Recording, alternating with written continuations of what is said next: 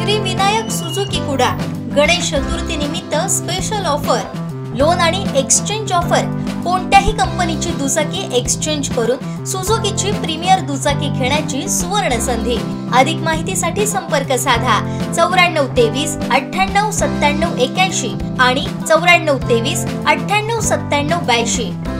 गणेशोत्सवात भजन आणि पारंपरिक वाद्यांना विशेष महत्त्व असल्यामुळे भजनी मंडळांनी आपली तयारी सुरू केली आहे। त्यामुळे पेटी, ढोल, ताशा, मृदुंग, तबला यांसारख्या पारंपरिक वाद्यांची दुरुस्ती करण्यासाठी कारागिरांची दुकानं गजबजून गेली आहेत।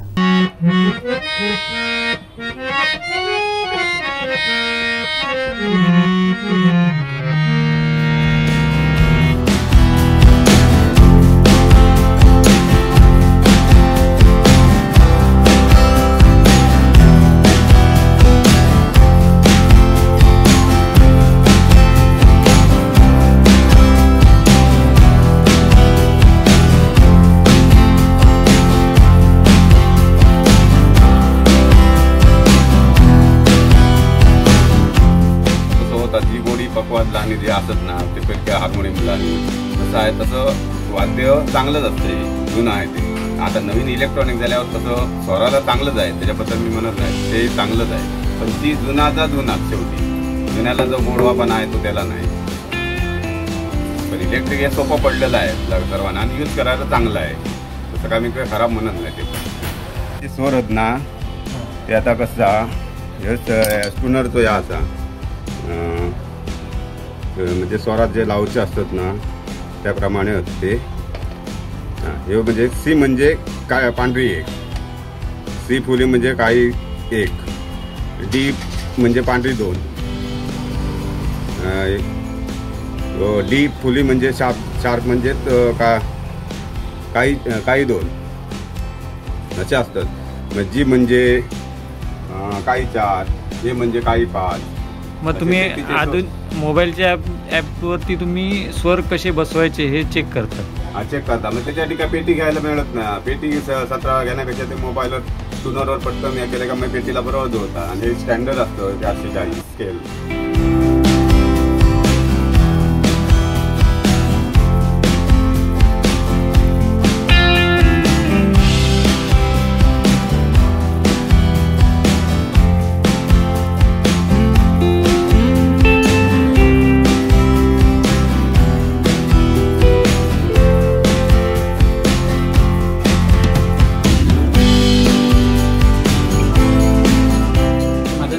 बाळा परब उर्फ मला दादा परब या नावाने सिंधुदुर्गातच नव्हे तर महाराष्ट्रापासून संपूर्ण देशामध्ये दादा परब या नावाने ओळखतात। आपण हे आता तबला जे दुरुस्ती किंवा बनवण्याचे जे काम आहे ते किती वर्षांपासून झालं? तरी मी 20 वर्षाचा असल्यापासून करतोय, मला आता वय वर्ष झालं 51, तर साधारण 30 वर्ष तर काम आमचं चालू आहे, 30 वर्ष झाली। आणि या कामाबद्दल आपण काय सांगाल, म्हणजे काम कसं आहे?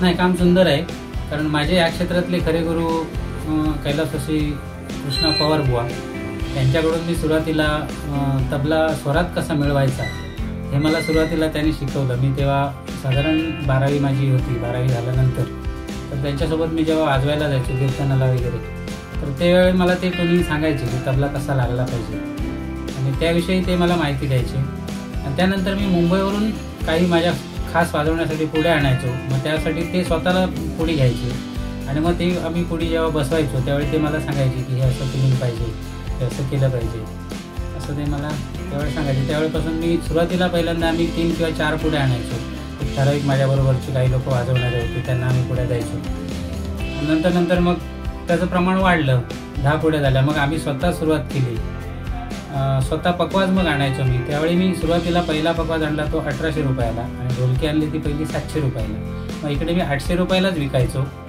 आणि 1800चा पकवाज जो असायचा तो 1900 रुपयालाच विकायचा, कारण त्यावेळी लक्झरीवाले तेव्हा 50 रुपये घ्यायचे आणि रिक्षावाले साधारण 20 ते 25 रुपये हायवेला उतरायचे, त्यामुळे तिथून ते 20-30 रुपये, मग त्यामध्ये आम्ही मिळवत काही नव्हतो। परंतु माझा एक उद्देश असा होता की कोकणामध्ये सिंधुदुर्गामध्ये घरोघरी पकवाज पोचला पाहिजे, हा एक माझा उद्देश होता। त्या उद्देशाने मी हे काम सुरू केलं होतं, विद्यार्थी घडवणं, त्यांना शिकवणं आणि त्यांना मुबलक प्रमाणात स्वस्त दरामध्ये पकवाज कसा उपलब्ध होईल या दृष्टिकोनातून मी हे सर्व सुरू केलं।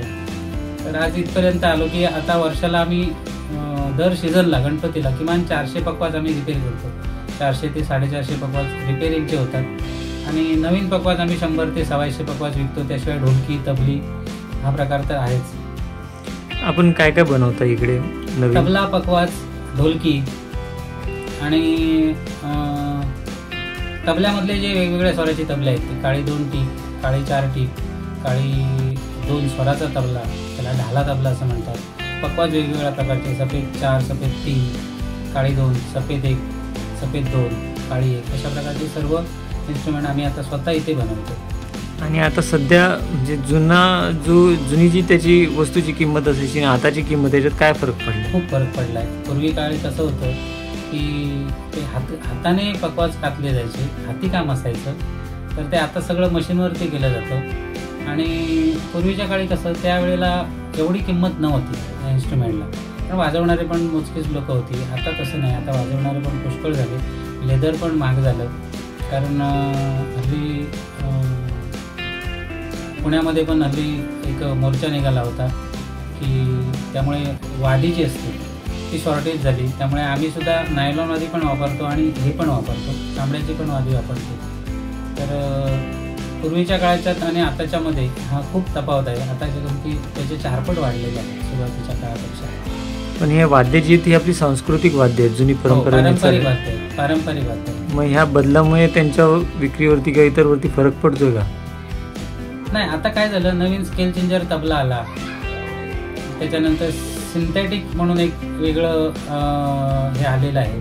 पण ओरिजिनल हे जे चामडं आहे आणि चामड्याची वादी आणि चामडं, आता ते नटबोल्टवरती सुद्धा पकवाज बनवतात रिंग टाकून त्याला हे करून. पण जो पूर्वीचे लोक इथे येऊन थांबले किंवा आधीच्या पकवाजावरती येऊन थांबले, याचा अर्थ असा नाही की त्यांना डोकं नव्हतं किंवा त्यांची मेमरी नव्हती असा विषय नाही. ते इथपर्यंत येऊन का थांबले, तर तिथे स्टॉप झाला, त्याच्या पुढे त्याची प्रगती होऊ शकत नाही. म्हणजे दोन्ही बाजूला पुढ्या आणि वादी, चामड्याचीच वादी, यावरतीच तो पकवाज चांगला सेट होतो. ह्या पूर्वीच्या लोकांनी संशोधन करून सगळं करून ते इथपर्यंत येऊन थांबले. आणि त्या पकवाजाची साईज त्यांनी ठरवली की 5.5 किंवा 7 इंच शाई पुडी, 22 इंच लांबी, ह्या हिशोबाने त्यांनी इकडचा 9 इंच किंवा 9.25 9.9 इथपर्यंतच धुवा पाहिजे असं त्यांनी सगळं अभ्यास करून ते ठरवलं. इथपर्यंत स्टॉप झालं. पण आता आम्ही अजून काहीतरी वेगळं केलं पाहिजे म्हणून त्याला मग ती रिंग मारतो आणि आमच्याकडे गिरायक येतात. आता लोकांना पाहिजे तसं आम्हाला द्यावं लागतं, इलाज नाही. आम्ही दुकानदार म्हटल्यानंतर करून देतो, पण कलाकार यांना त्यांनी मला ते मान्य नाही.